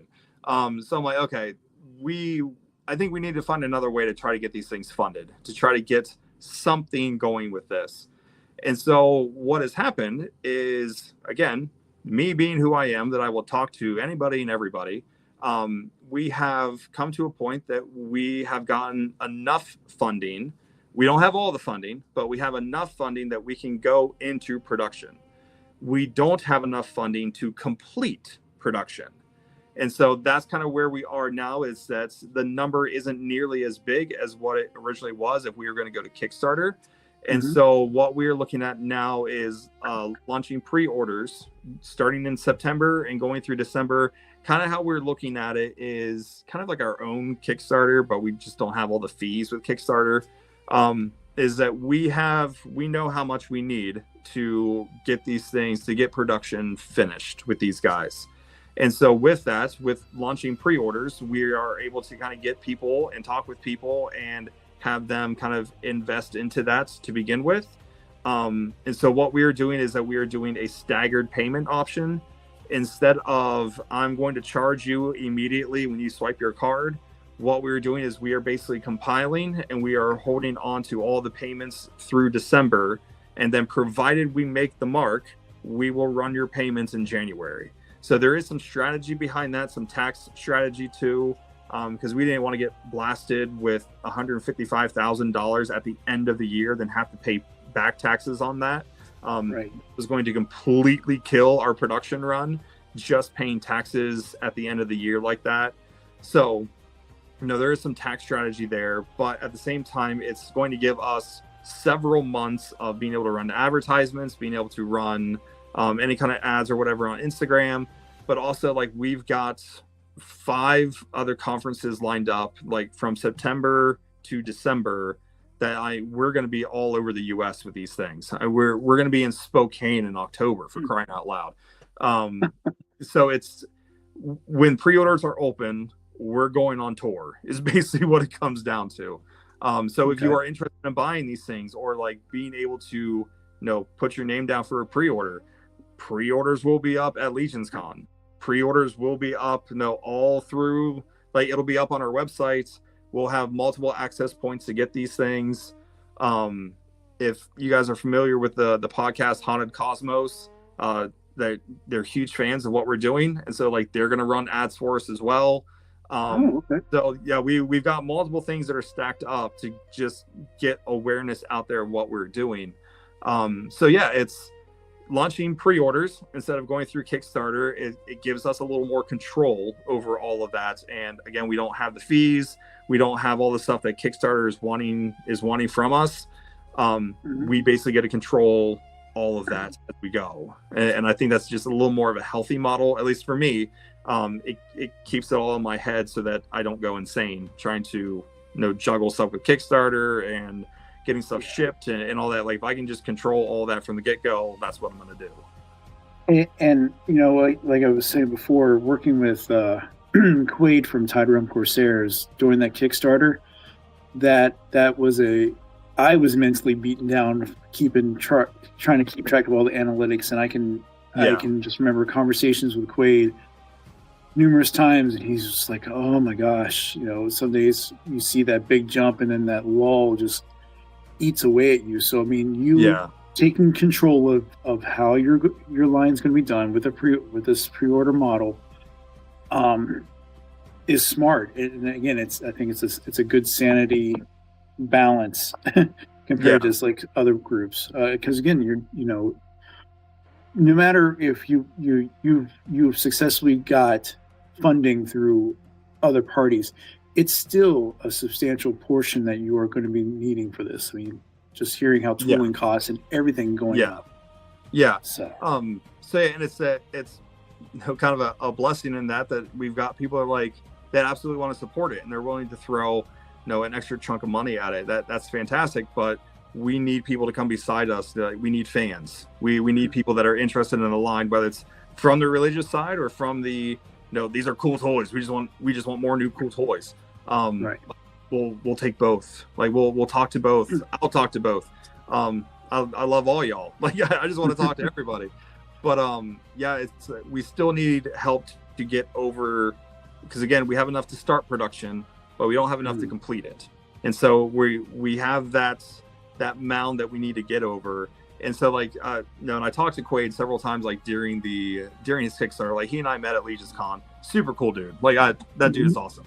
But yeah, it's that there were moments where I didn't want to talk to him simply from the standpoint of like watching that line on Kickstarter grow, and then it just stopped for like such a long time that I'm like, man, I don't want to reach out to this dude because he's probably losing his mind right now. And then like the thing that really bothered me is that it got up a little ways and then it just stopped. But then it's like it got closer to the end of the Kickstarter, like the numbers started to go back the other way. I'm like, oh man, like I need to like get to Quaid and like buy that dude a drink and just be like, it's okay. Just keep with it, man. It'll be fine. It'll be all right. And so yeah, it's just multiple things with Kickstarter. I'm like, I don't like this model anymore. I don't think this is the best way to do this. Yeah, I mean, I've heard the pros and cons to it all, and I think it had a good alternate way of getting something funded when it first started. But as we've seen, a lot of really fantastic ideas. It's just sometimes there's so much going on, and there's only so much funding going around that, you know. There was a couple that was on another friend of mine's podcast. It was the, I forget what it is, the Go Gum. I'm not going to try to butcher their name, but it was the husband and wife that they worked at Disney as animators, and they had these really amazing looking figures. And it's just their Kickstarter. It was like it had a good start, but then that stalling hit. I was like, oh, I wanted to have them for my niece and nephew. They look really cool. But yeah, I digress with that. We could go down that rabbit hole, and that would be a whole other messy conversation. But for your figures here, you have an MSRP of $55, and we're looking for each of the figures to have a variety of weapons, hands, and alternate head portraits. Yes. What I wanted to ask before was, you, with the sculpting and the articulation points from the Four Horsemen, how are we looking at in regards to articulation overall, especially with the specific style, the very slender frames and such? Are we looking at single joints? Are we looking at double joints? How is your approach going with these figures? So what we're looking at is kind of like more of a single joint method. However, because of their more, I'll say, more spindly looking, they're the thinner frames, the range of articulation that they have, even with single joints, like they've got some double joints, like in the knees. We went down to a single joint in the elbow, and then they've got the chest and at the lower part of the abdomen at the lower part or right above the pelvis is a swivel joint, and there's a ball joint at the chest. So I mean, there's a lot of articulation that's there, and again, because of how thin they are and just their overall design, they have a very wide range of movement. So even kind of dropping down, just taking out a couple of those extra double joints that we haven't lost any of the range of motion. And so we're talking like these guys can get their arms up above their heads, like they do full splits. I mean, they still have a very wide range of articulation simply because of their design. So yeah, you'll have a full range of posability with these guys. All right. And just for clarity's sake, because this, again, going back to Tide Realm, just because the horsemen are involved, these are not compatible per se with Legions at all, right? They're their own toy line. They're not made to, you're not crossing the streams in regards to kit bashing. Nope. I'm sure there are customizers out there that will figure it out, but they are not designed from the ground up to be compatible with Legion's figures. Like that was something that Cornboy and I we had very clear conversations on that they might look similar to Four Horsemen, to Mythic Legions and some of the other characters, but we had to make sure that at the end of the day, what I was producing was not going to mix with Mythic Legions or Cosmic Legions. And I'm not upset about that. Please hear me, everybody. Like that is completely fine. I get it. They have their copyrights, they have their trademarks, they have things that work for them and for their figures, and they don't want the overlap. They don't want to cross streams in that, or like for me to like use for horsemen to prop myself up, like, hey, my stuff will be like theirs or is compatible with theirs. Like, they don't want that kind of mixture in there. That's not just us, like that's like across the board. Like, they have their copyrights and they have their things that they have to follow. And so, like, I understand, like, I get it. And that was a very straightforward conversation that Corn Boy and I had of, like, we're not mixing streams, like you said, like we're not able to do that. So, and that's totally fine. Yeah, because I like I said, going back with looking at other characters, or same thing with like Meta Travelers when they were going through their Kickstarter. Yeah. And talking to them at LegionsCon again, Four Horsemen helped with some of the sculpting and design work. That was a constant question they always had to go back and forth with backers and fans. Like, we're not made to do that, but as we've seen with that line, now that it's out, we've seen those special customizers that have been like, oh, well, you can do this and stuff. But it's like the customizers are going to figure it out. Like, they're going to figure out a way to put Yeshua's head on one of the Cosmic Legions guys. Like, they will figure it out. Like, I can't tell the customizers what they can and cannot do. And so if they want to put one of their heads on one of the Mythic Legions characters, awesome. But yeah, from our standpoint, from our development, like, they are not supposed to be cross compatible. Okay. Well, let's just kind of go through here. You kind of mentioned it already, but looking at the rest of 2026 and going into 27, and we're starting out, like we said, with Karvar Kon here this weekend. That's over in Newark, Ohio. So yeah, it's literally my backyard. Like, it's seriously almost walking distance from my house and my shop. Like, it just fell into our lap, man. It's such a great thing that we're going to be at that. That's so cool. And the fact that you have so many other independent toy lines there. I know between the Horsemen that are going to be obviously in attendance to help support Brian in that, because of all the amazing stuff he does for that toy line overall. Then we have, I think, Plunderlings will be there. Yes. I'm trying to think who else. Now, will the people that own Plunderlings actually be there, or is that going to be a St. John? You know what? Yeah, let me cut back on that one. But all I can say is I loved the fact that how Brian's been presenting stuff on social media. Yeah. Your brand is right there, front and center. So that's an amazing thing to see. Yeah, so. And I didn't ask for that. He's like, hey, we're going to put your logo like right here. Is that okay? It's like, yes, that is fine. And then, like, if you look at the layout, the floor layout, like, we are, like, Kaleo is literally like right in the middle of the room. I'm like, awesome. Are you kidding me right now? You're going to stick us right in you're going to put us next to Plunderlings and like some of these other guys. Like, okay, all right, I'm game. Let's go. I want to meet them too. So. Well, no, and the fact that, it is a customizer led con, that means you're going to probably get tons of people walking by looking at the prototypes. It's like, oh wow, I wonder if I can make it like this, or have you thought about building this along with it? I mean, that's gold right there. Not only just for collectors and like fans, and when they say, all right, well, you can pre-order these and build them yourself, but it could get your brain working on things in the future. Not, obviously not taking it verbatim from that person, but like that's what I love doing walking through LegionsCon is like, you walk up to Brian Von Burke from Von Burke Studios and looking at his customs.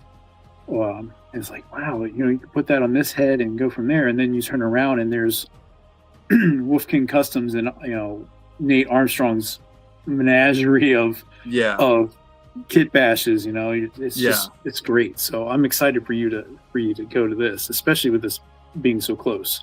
Right. But then you talk about going across the country, and not only is this to talk about it for within the toy world, but you're also expanding it again to the Christian side of your world and going to these other conferences. So you're going to be in Be Bold for Jesus in Spokane in October. Yep. That is October 2nd and 3rd in Spokane. That one, again, that was one that I had no idea this conference even existed. And I'm gonna show people kind of my humor here in a second. So I was doom scrolling through Instagram, and Jeff Foxworthy popped up, and it's like I was having kind of a rough day. I'm like, Jeff Foxworthy's funny. So I'll click on him, maybe get a good laugh. And like the dude was preaching, like just straight up preaching. I'm like, man, I knew Jeff Foxworthy was a Christian, but is he doing this now at his shows? Like this is kind of bold of him to be doing. But then I saw like this little caption at the top that was this BB4J. I'm like, what in the world is that? So I click on that, and this conference pops up that he was speaking at last year, along with like Tim Tebow and like some of these other like big name Christian actors or influencers. I'm like, what in the world is this? Like I have no idea what this thing is. So I just sent them an email like, hey, do you guys have any room for a Christian toy maker person? And I got an email back like, we should talk to you. We need to have an interview. Let's talk. And so I had like this 2-hour conversation with this, he's kind of like this social media, like content producer kind of guy. Like he's putting this whole thing together. And he's like, we do have some availability. He's like, so you make toys, kind of unpack for us, like what it is that you're doing. So I gave him the same spiel that I've given here. And he's like, if you can get here, you need to get here. I think you and what you're doing, you need to be here. And so this conference last year had over 10,000 people at it. And so this year they're expected, like they're already at like 18,000 people to go through this conference. And so I'm like, please give me a table. Like, I don't care, back of the room, like put me in that place. Please put me there. So we got our tickets for that. We got a booth, an exhibitor booth for that. That one's going to be huge. Like I am so pumped for that one. Like I'm pumped for all of these, but that is one of my, man, I'm going to have a reach of like 10,000 people or more. I'm stoked for that one. That is fantastic. Yeah. You need a lot of water though. This is a lot of talking, it sounds like. Yeah. Yep. And that is going to happen. Again, you say September, the pre-order is open. It could, obviously we're not going to put a date with that yet. You'll let us know when that's going to happen. But that's going to be that first big influx to have such a huge audience to talk to. Yeah. And then we bounce right back into November at the midway point and LegionsCon. Yes. Now, last year was your first LegionsCon, right? Yes. All right. So I'm sure that was a lot to unpack and stuff after those 2 days kind of went through. So LegionsCon last year was not only was it my first LegionsCon, it was our first toy show, period. That was the first time those figures had seen the light of day in a public space. Wow. Oh, did I lose everyone? So I'm still here. Okay. Sorry, it looks like we're spinning. There we go. Okay. Sorry about that. No, good. So yeah, LegionsCon last year was insane. Like it was, I loved it. It was one of those, it was, so I'm an extrovert. Like I love talking to people. I love meeting new people. But that was like one of those moments, like I'm sitting there and that first morning, I was so overwhelmed. I'm like, there are so many people here and I can't talk to all of them. So like my brain is spinning like, okay, so how do I strategize? Who do I talk to? Like, how do I talk to these people? And so like I'm spinning. So like Kevin's sitting there next to me. He's like, dude, you need to chill out. You just need be you. Just relax. Just hang out. And I remember, so like that first morning they opened up, I forget what it was they opened, but they had like the line of people like wrapped all the way around, like through the hallway. Yeah, that was the armory. Yes, the armory. And so like, I'm like trying to interact with people in the line for the armory, but it's like, they were so focused on like getting to the armory. They're like, nobody's actually wanting to talk to anybody in the hallway. Like they don't care about us yet. And right. I didn't understand that. So I was in like this freak out mode of like, no one's talking to us. No one cares about what we're doing. Are we in the right place? And again, like Kevin's standing there like, dude, chill out. Like, it's okay. Just relax. And so once the forge or the armor, the forge, right? Like once it calmed down, then the flow of people started to go through the main room and out the hallway. And it's like, okay, this is more what I was thinking it was going to be, where people are coming, I make eye contact, I interact, we talk, they ask questions like, okay, this is more what I was anticipating. So yeah, that, like I said, that first like hour and a half, I'm like, we should not be here. This is terrible. This is absolutely terrible. We need to leave, pack up, we're leaving. I'm done. It's terrible. And Kevin's like, dude, you've got to calm down. But we are more prepared for this year. We've got more conferences under our belt now. So now we understand the flow. We understand what's going on. So I won't have that utter panic attack when it's like, why is nobody talking to me? It'll be fine. Yes. I mean, LegionsCon, I mean, that was my third or fourth. Okay. And I can just remember my first one. I went by myself and just was on a whim going up to see things. And yeah, there's no way to fully describe just the amount of people and just like the focus, is so narrow, like laser. They just got done watching G-Con. Now they're anticipating, particular drops of figures that just surprisingly show up. And yeah, it's not till later in the afternoon or in the evening, or like when we had last year when the forge kind of ran out of parts. Right. that people get a chance to go through and actually enjoy it. It's a surreal experience, Yeah. But I'm glad you survived. You survived Yes. it. I'm glad you were able to get a chance to go through things, because I think when we stopped over Sunday, that was really the chance where like there wasn't a crowd. You're not fighting through everyone. It's not so loud where you can't hear the story that you're telling right in front of me. Yeah. So it's a good time. But then we bounce right into, is that the following weekend? You're in St. Louis? Yes. So we literally come home. We have a week to chill and kind of recollect after Spokane and after LegionsCon. And then we go to St. Louis for ICOM, which is the International Conference on Missions, which this conference is very near and dear to me. I go to this conference. My wife and I go to this conference every year. Or at least when it's on this side of the US, we go to this conference.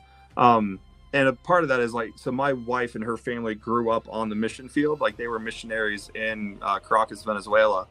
And so like the missional side is something that like I have really grown to love these people and what they're doing. And so ICOM has always been one of these, like, we will go to this at every opportunity we get, and we will talk with everybody that we can. We will, we'll pray with people. We'll do whatever we can to help people in that space. And so last year we had an opportunity to actually go to ICOM.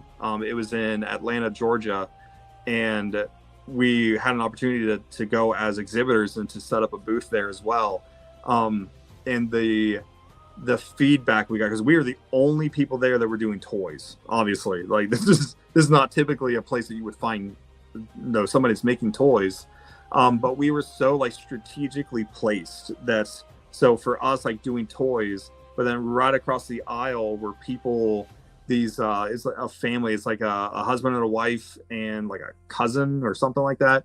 But they were doing like a Bible version of Magic the Gathering. Like they had designed all of these cards, these playing cards, and they were like selling decks of cards of this, and they were inviting people to play a round of this game with them while they were there. And I'm like, this is such a very interesting strategy to put us here across from them. Like this worked out really, really good, because as people were like walking by, they see the figures, they stop and they talk.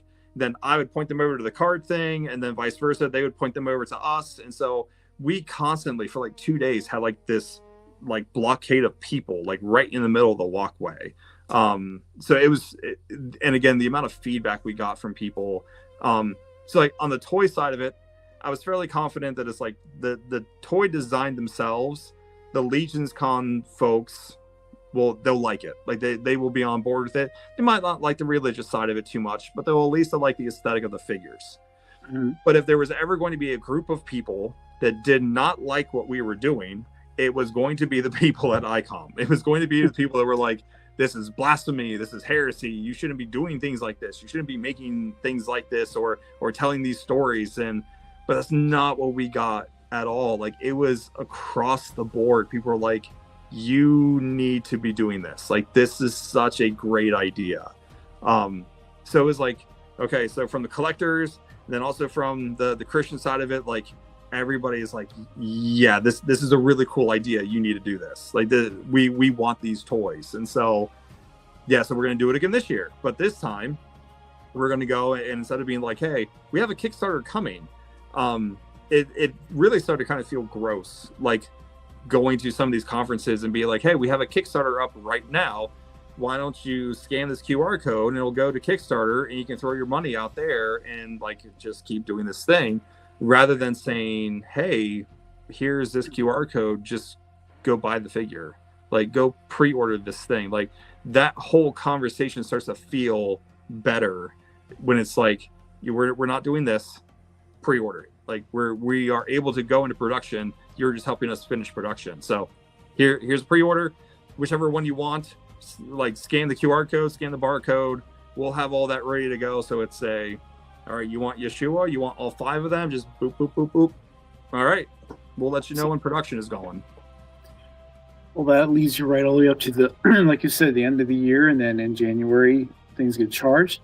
Yep. So when things work out and you start production, when do you feel like the first wave would be available? And I don't want to I'm not saying hold you to it, but like when you have these discussions with the factories, are you looking at like an 18-month? Are you looking at a 24-month turnaround?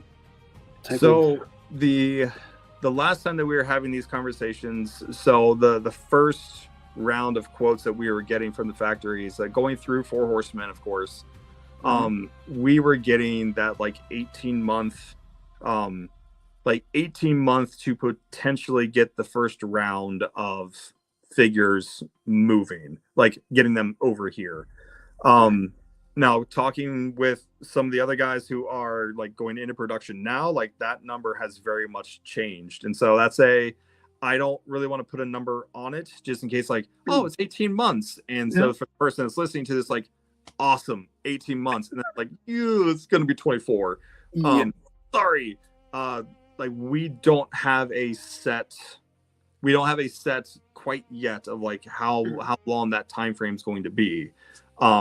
And so like I can guarantee it's going to be 18 months or longer. I can basically tell you that it will be, if we go into production at the beginning of 27, it's not going to be within 27 before we start getting these figures back and actually into people's hands. Like it will probably be into 28 before we actually start getting these things back. Completely understandable. And the best thing people can do once they put their pre-order in, and they're going to keep following you on your social media, because that's where you're going to be keeping everyone up to date. Yep. and that's where I kind of we'll close out with some of that, because we're almost at 2 hours, and I love that you have been gracious enough to give me this much time. I really appreciate it. Dude, it's like I told you, I like to talk. It's just like it's fun. I love doing this. Great. And we have some recommendations for some other podcasts that might be interested to talk to you about the toys here. So Blurry Creatures is one that I frequent them often. Okay. So if there is a Blurry Con 3, I think they're on 3. They're at 3 or 4. If they do decide to do another Blurry Con, I already have a booth there. So like we've talked about that, and if they do one, which they're kind of burnt out on conferences, so I'm not sure they will actually do one. But like I have talked to those guys, we've got some stuff moving in that direction. So yeah, like they're big fans of like Joel Montemale and Tim Alberino. Blurry Creatures. I'm a huge fan of Blurry Creatures. Huge fan. Awesome. Well, we have the website up here, and like I said, it's going to be in the description that we can go through, and you can that's where you're going to have the lore. You can definitely see some pictures and such. And then we also have your Instagram. Is that your main social media channel right now? Yeah. So Instagram is going to be the best way to get in touch with us. Like hands down, easy. You send us a message. You're talking to me. It's like I'm the one that monitors Instagram. So yeah, that's going to be the best way to get in touch with us, or to just kind of see updates as they come. The other, probably better than that, is going to be our newsletter. we are ramping up our newsletter to basically try to do 1, if not 2 times a month.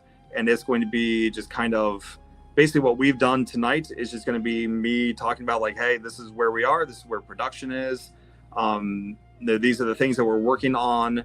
And then we've also started doing lore drops in those newsletters. So again, tomorrow will be the first lore drop for the newsletter, and it will be Enoch. So like, yeah, just go read his lore, man. It's gonna be cool. So eventually all that lore will end up on the website. However, if you're on the newsletter, you'll get it first and foremost before everybody else. And there will be some other fun things that are in the newsletter that won't be anywhere else. So yeah, that's gonna be probably the best source for information. But if you want to have some more interaction, go through Instagram. Well, I just want to help out a little bit. We're going to drop that down, but then moving around here. Excuse me. But just so everyone can see, this is the web page that you were just talking about. Yep. And if you click on this little link here, and it slowly goes up. There you go. You put in your email, subscribe, and then you're going to get all the latest info here from you. Absolutely. And so the website is it is under construction. So it's going to look very different here in the coming weeks. Hopefully before Karvar Kon, our website will be completely revamped. But you also have like the newsletter tab, and it will still work the same. It'll just look very different, a little more put together, and what's the phrase? It's a work in progress. Yeah. So it's like we'll have more like the word art will all match, because like you have the Kaleo Legends top doesn't match the one down here, and so it's right now it's all kind of like thrown together. But this, like I said, we're revamping everything. We're making it look a little bit better, more precise and cohesive. But yeah, it'll still work the same. It'll just look better come Saturday. Hopefully. No worries. Well, I want to thank you so much for spending your time here and kind of doing kind of what the brand actually says. You're going out, you're being summoned to pass along a way to new and old followers to kind of change their viewpoint, and you have a cool toy to go along with that. So yeah, like, I appreciate you having me on, man. I know we've had a lot of back and forth, like trying to get it worked out, but man, thank you so much for having me on and for allowing me to take 2 hours of your time. No, it has been my pleasure, honestly. So I we'll close out here. Best of luck on Saturday. I know it's going to be difficult walking across the yard with a bunch of stuff, but more importantly, I want you to have a lot of fun. And hopefully, you'll make some more connections. There'll be some individuals that might help out spreading the message of Kaleo Legends and that pre-order that's going to start up very, very soon. Absolutely. And for everyone that has been on the stream tonight, I want to thank you guys so much for watching and listening. Your comments and stuff are greatly appreciated. And if you have any comments for the replay squad, please leave them down in there. Questions you have, definitely I'll get them back to you, Jeffrey, and we'll get the responses back and forth. But sign up for the newsletter, and we'll go from there. So thank you again, everyone, and have a great week. Thanks, everyone. Bye. Bye. Until we meet again.